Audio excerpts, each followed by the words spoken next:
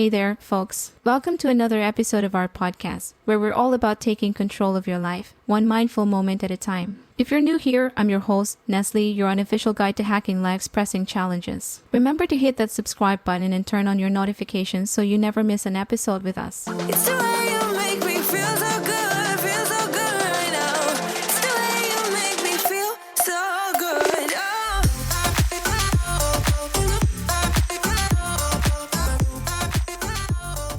Now, let's dive into the crux of today's episode. I want you to take a moment to think about how many times you've said or heard someone say, "I wish I had more time." Sounds familiar, doesn't it? It's the constant lament of our modern lives. We're all caught in this whirlwind of responsibilities, obligations, deadlines, and dreams, trying to squeeze 24 hours of living into a measly 16 waking ones. It often feels like we're just running in place, doesn't it? Struggling to stay afloat in the turbulent ocean of time that never ceases. Today, folks, we're going to delve into this overwhelming feeling of being chased by the clock. We're going to explore the art of managing time effectively and look at ways we can regain control over our lives. I can assure you that by the end of this podcast, you'll be armed with practical strategies to help you shift your perspective on time and maximize your productivity without sacrificing your peace of mind. Our lives are just too precious to spend in a perpetual state of stress and rush, don't you think? It's time we took back the reins. So, buckle up as we embark on this journey to discover the secrets of effective time management. Welcome to Self-Care and Hustle Podcast, where your journey to becoming your best version begins. If you're ready to live your best life and find your inner peace, you've come to the right place, giving you insights on all life tips and purpose-driven actions to move you from where you are now to where you want to go. You can do this. This is me, Nestle Caliente, your host. Are you ready? Now let's dive in. Before we delve into the solutions, let's talk about the problems first. Why does time seem to slip through our fingers so fast? Why does it often feel like we're playing catch up with our lives? I believe the crux of the problem lies in our perception of time. We've been conditioned to view time as a linear entity, always moving forward, always running out. This mindset naturally puts us in a race against time, where we constantly feel like we're lagging behind. Let me paint a picture for you. Remember those hectic mornings when you have an early meeting or a deadline to meet? You're rushing through your tasks, glancing anxiously at the clock every few minutes, and it seems like the minutes are just flying by. Then you look at the clock again and you're running late. You can practically hear the tick-tock echoing in your mind, the seconds slipping through your fingers like sand. Stressful, isn't it? And here's another scenario. You're lounging on a beach on a lazy Sunday afternoon. The sun is warm on your skin. The waves are lapping at your feet, and time seems to have slowed down to a languid crawl. You're fully in the moment, and it's like the world is moving in slow motion. Peaceful, right? Now, these are the same 60 seconds, the same ticking clock, but two vastly different experiences. This is what psychologists call time perception, and it's a fascinating field of study. According to a research paper published in the Journal of Neuroscience in 2015, our perception of time can be influenced by various factors, including attention, memory, emotions, and even our surrounding environment. So, what does all this tell us? The first step in our journey to effective time management is understanding that time isn't this relentless taskmaster we've made it out to be. We need to break free from the chains of our linear perception of time and start looking at it as a resource that we can harness and utilize to our benefit. Alright, so now that we've identified the problem, let's talk about some solutions. But before we do, let me make one thing clear. Effective time management is not about cramming more tasks into your day. It's about making conscious choices about how you spend your time, aligning your activities with your values and goals, and creating a balance that promotes productivity and well-being. And the first tool in our time management arsenal is prioritization. Now, I know prioritization sounds like one of those corporate buzzwords, but hear me out. Prioritization is about recognizing what tasks are most important to you and dedicating your time and energy to those tasks first. Think of your time as a garden. You can plant anything you want in it, but you only have limited space and resources. You wouldn't fill it with weeds and leave no room for flowers, would you? Prioritizing helps you weed out the non-essentials and focus on cultivating the activities that bring you value and joy. So how do you prioritize? Well, one method that I personally find very effective is the Eisenhower box. This simple yet powerful tool is named after Dwight Eisenhower, the 34th President of the United States,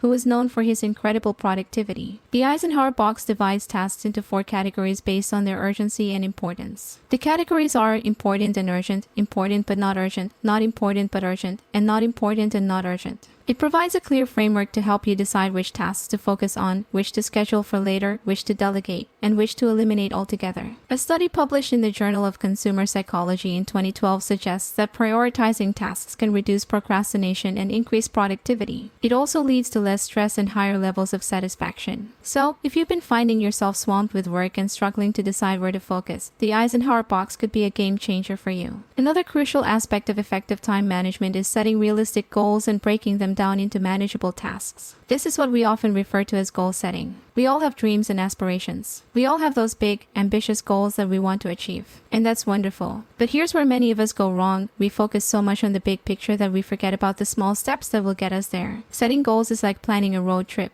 You have your destination in sight, but you need to map out your route, plan your stops, and prepare for the journey. You can't just jump in the car and start driving, hoping to reach your destination, right? There's a great technique for goal setting called SMART goals, an acronym that stands for specific, measurable, achievable, relevant, and time-bound. This method encourages you to set goals that are clear, trackable, realistic, aligned with your values, and have a specific timeline. A study published in the American Psychological Association's journal, American Psychologists, in 2018, emphasizes the effectiveness of SMART goals in improving task performance and personal development. So, if you've been struggling to make progress towards your goals, it might be time to give this method a try. Now, folks, let's talk about something we're all guilty of: multitasking. In this fast-paced world, multitasking has become the norm. We're constantly juggling multiple tasks, thinking it's making us more productive. But is it really? Well, research suggests otherwise. According to a study published in the Journal of Experimental Psychology, Human Perception and Performance in 2010, multitasking can lead to significant productivity losses. This is because our brain isn't really designed to handle multiple tasks at once. It needs to constantly switch between tasks, which can lead to errors and slow down our overall performance. So, instead of trying to do everything at once, focus on one task at a time. This is what we call single tasking. Single tasking allows you to devote your full attention and energy to one task, leading to higher quality work and less stress. But I get it, letting go of multitasking can be challenging, especially when you have a million things on your to-do list. That's where time blocking can come in handy. Time blocking is a technique where you divide your day into blocks of time, with each block dedicated to a specific task or activity. This can help you stay focused and prevent distractions from derailing your productivity. For instance, you could set aside a block of time in the morning for deep, focus work, a block in the afternoon for meetings and collaborative work, and a block in the evening for relaxation and self-care. Cal Newport, a computer science professor at Georgetown University and a well-known productivity expert, is a huge advocate of this technique. In his book Deep Work, he talks about how time blocking can help you achieve a state of deep work, where you can produce high-quality work in less time. But remember, folks, time blocking is not about packing your schedule to the brim. It's about creating a balanced and sustainable rhythm to your day that aligns with your energy levels and personal needs. A study published in the Journal of Applied Psychology in 2014 suggests that structured time management techniques like time blocking can lead to better work engagement, job satisfaction, and personal well-being. So, if you've been finding yourself overwhelmed with multitasking, give time blocking a shot. Alright, folks, we're nearing the end of our journey today. But before we wrap up, there's one more piece of the time management puzzle that we need to address, and that's self-care. Yes, you heard me right. Self-care is a crucial part of effective time management. You see, our productivity and performance are closely linked to our physical, mental, and emotional well-being. If we're constantly running on empty, pushing ourselves to the brink of burnout, how can we expect to manage our time effectively? We need to stop viewing self-care as a luxury and start recognizing it as a necessity. It's not about being selfish or lazy. It's about taking care of your most valuable asset, you. So, set aside some time every day for activities that refresh and rejuvenate you. It could be something as simple as taking a walk in the park, reading a book, meditating, or even taking a power nap. A study published in the Journal of Occupational Health in 2018 highlights the positive impact of self-care activities on stress reduction and work performance. So, remember, folks, taking care of yourself is not a waste of time. It's an investment in your productivity and well-being. So, folks, as we wrap up today's episode, I want you to remember this: time management is not about clock watching or schedule crunching. It's about living intentionally. It's about making conscious choices about how you spend your time and creating a balanced life that aligns with your values, goals, and personal needs. So, as you embark on this journey of effective time management, remember to be patient with yourself. Changing habits and perspectives takes time. Start small, take it one day at a time, and celebrate your progress. Thank you for joining me on this journey today. I hope you found our discussion helpful and inspiring. If you did, please don't forget to subscribe and share this episode with your friends. Let's spread the wisdom, shall we? Until next time, folks, remember time is not your enemy. It's your ally. Embrace it, respect it, and use it wisely. And with that, this is Nestle signing off. Stay tuned, stay mindful, and keep living intentionally. You've been listening to the Self-Care and Hustle podcast, where your journey to becoming your best version begins. Remember, your time is precious. Make every moment count.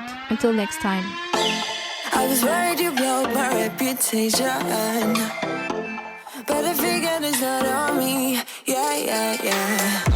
The way you're making me shiver, your hands on myself, I keep pulling the trigger. Right, this very finger for people like them. Oh no. Well, darling, on my mind, I'm feeling so fly up in the zone now. I'm like a golden crown, whirling high up in the sky. Oh, it's the way you make me feel so good, feel so good right now. It's the way you make me feel so good. Oh. Thanks for listening to this episode. I hope you enjoyed our deep dive into all the tips you can use to becoming your best self. To catch all the latest from me, follow me on Instagram and support me by considering buying me a coffee. Link is in the description. And make sure to chill out, listen to your favorite music, and drink your water. See you in my next episode.